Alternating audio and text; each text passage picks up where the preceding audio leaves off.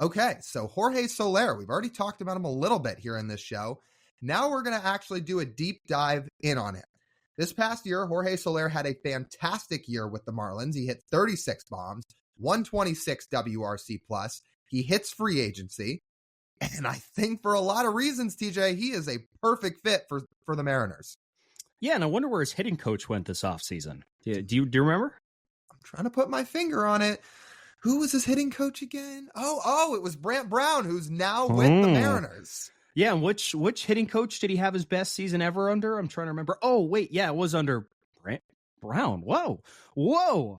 Yeah, the Marlins really got, and Brant Brown got the best version of Jorge Soler this past season in 2023.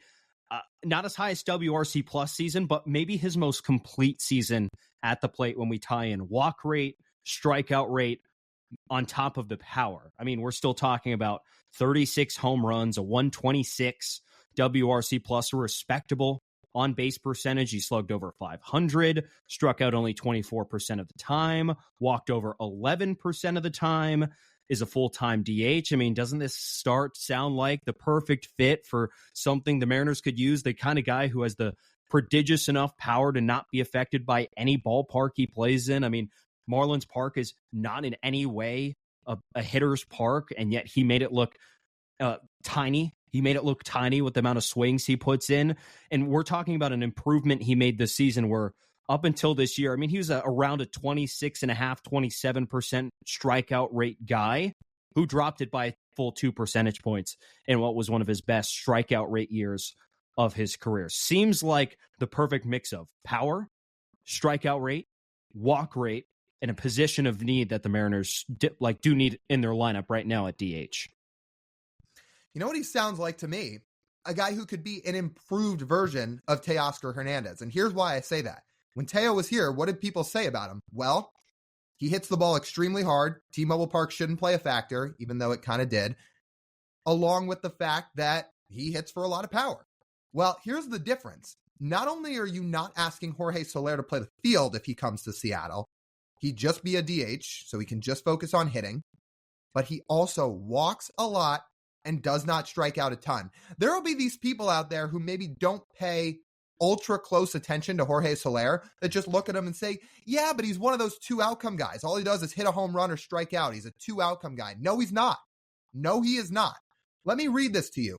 Jorge Soler has walked over 10% of the time every single year since 2016.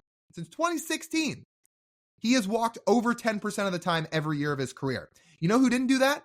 Teoscar Hernandez. In fact, Teoscar Hernandez did not walk at all. And then they'll say, oh, but he strikes out a ton. Well, earlier in his career, I think that's a fair statement. He struck out more early on. But you just mentioned it. His K rates were way down the last couple of years. This past year, he was not striking out a whole lot. It was at a totally manageable clip, what he did this past year.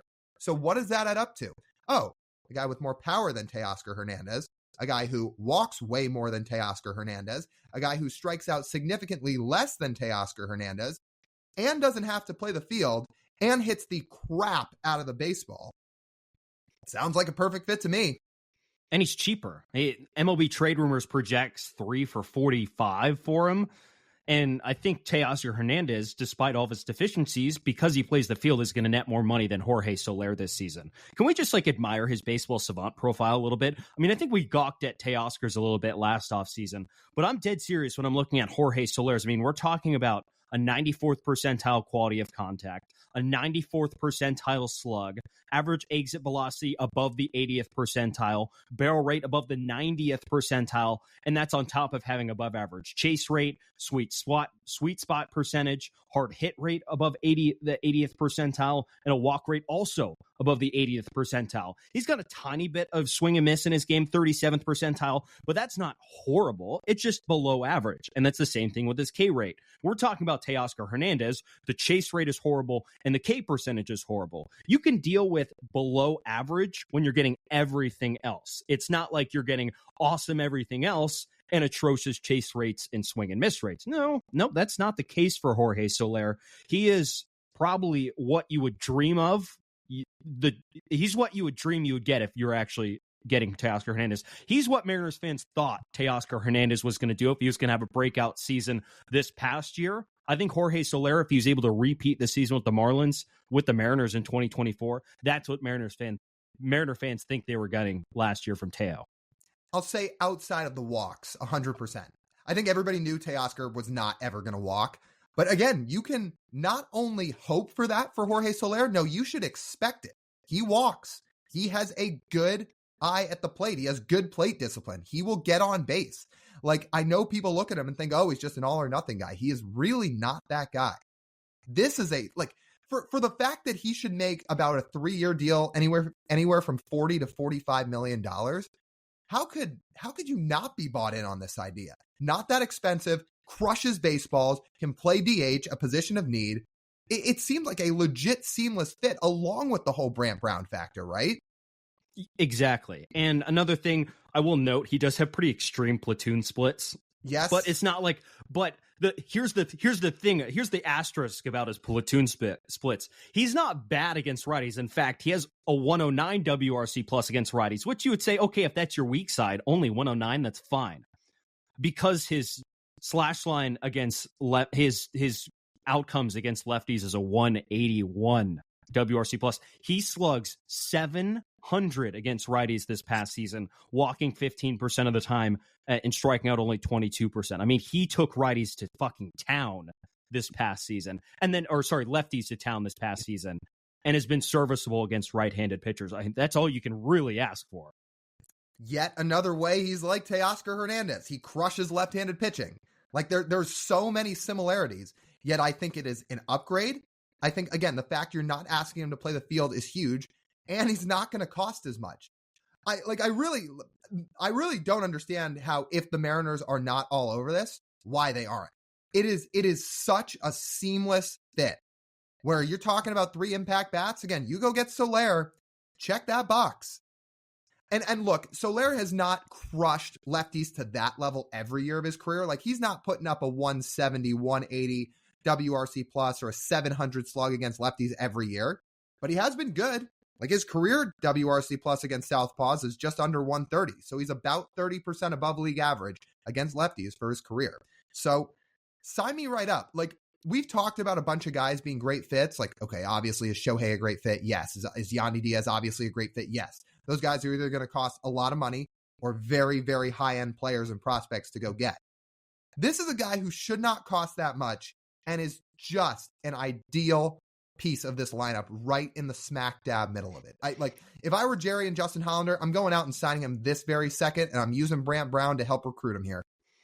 So I have a something to note here when doing my prep on Jorge Soler. The Mariners are not the only team who I would say Mariners fans and Mariners writers are not the only people who think Jorge Soler is a fit for the team they cover or that they are a fan of.